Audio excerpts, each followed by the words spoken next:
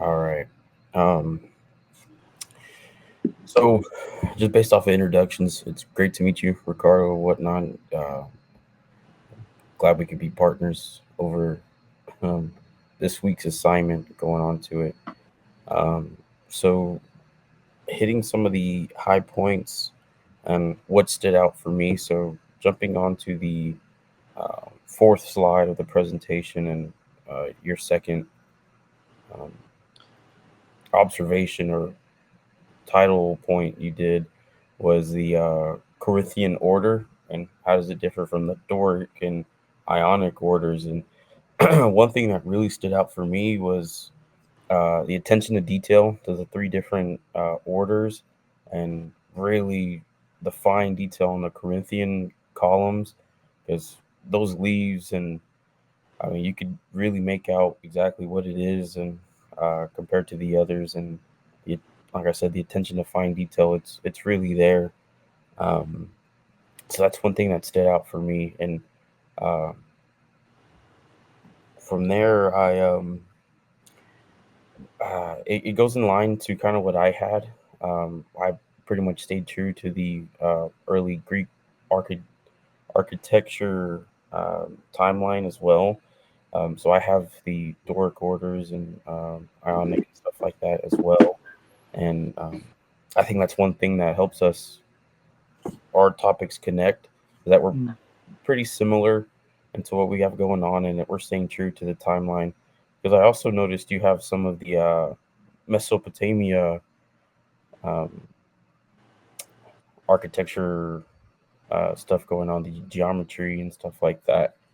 And I one thing I really appreciate about the specific little ziggurat. I've never knew how to pronounce it or anything like Yeah. that. But one thing I do appreciate about that is uh, the attention to how do I say it? Their spirit. They're really heavy into their spirit or religion or spiritual. Like you said in the last sentence, a spiritual architecture. They're very big into that, and as the pyramid or not pyramid, but the um, ziggurat goes higher into the sky, there higher the spirit is, or whatever the case may be, and uh, that's something I appreciated. Um, but other than that, I believe everything was really spot on. Like I said, you have great attention to detail as far as the drawings go. Um, the only thing, no, I think that's generally it. And uh, here it's based off the construction and techniques used. Um, it's exactly as is. They were used from large ramps or using stones or anything else they could have used, granite blocks, limestone, stuff like that. And that's pretty much it. I believe that's all I got on your end. So I'll jump to um, my PowerPoint very quickly, and then you can just let me know whenever I need to. Uh, Yeah, for sure. It's nice meeting you, Isaac. Nice to come together to do this project together. And yeah, let's get into it. If you could go to the first slide. I wrote some summaries down, so I'm just gonna read it off. mhm. Your description of the Greek theater is insightful and highlights its role in society. The connection between dramatic performances and religious festivals is particularly compelling. It also emphasizes the cultural significance. One thing, one area where more detail could enhance your review is the types of plays that were performed.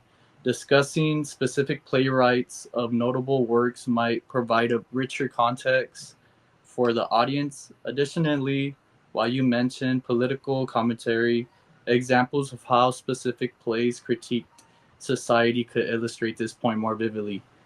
Overall, your explanation is clear and well structured, but adding specific examples and details will strengthen your argument and provide a more comprehensive understanding of the theater impact of the Greek culture. So overall, that slide I enjoyed it. It's awesome. if you could go to the slide 2. Yep. That one, your analysis of Greek architecture, particularly the role of frieze, is well articulated and effectively connects arts to the values and beliefs of ancient Greek society. The emphasis on heroism, civic pride, and the divine nicely encapsulates the nature of this works. Sorry. You're What fine. stands out is your mention of individual achievements alongside community values. This dual focus is essential in understanding Greek culture. However, I would have appreciated more specific examples of famous friezes or more specific example of famous friezes, for instance, referencing the Pantheon frieze and illustrate your points about the mythology and civic pride in a more concrete way. Right. Additionally, while you touch on aesthetics, elaborating on how these principles of beauty and proportion manifest in specific friezes would provide greater depth. Overall, your writing is clear and engaging. Your picture as well, it pretty much explains the whole description of what you wrote, so it helped me a lot to see what you're talking about. Right. And for your last one, if you could go to your last slide.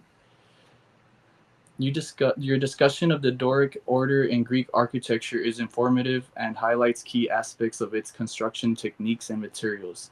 The focus on limestone and marble effectively conveys the natural resources used and their significance in creating a sense of strength. What stands out is your clear description of the column design in the pillar. The emphasis on the strength and simplicity resonates well within the overall philosophy behind the Doric style. However, I would have liked more information on historical context, such as when and where the style was used, as it would provide the richer understanding of its significance. Additionally, while you mentioned the post and lintel system, exploring how this system allowed for specific architectural features like temple or public buildings could enhance your analysis. Overall, your writing is clear and well structured. And that will be it from my side. Awesome.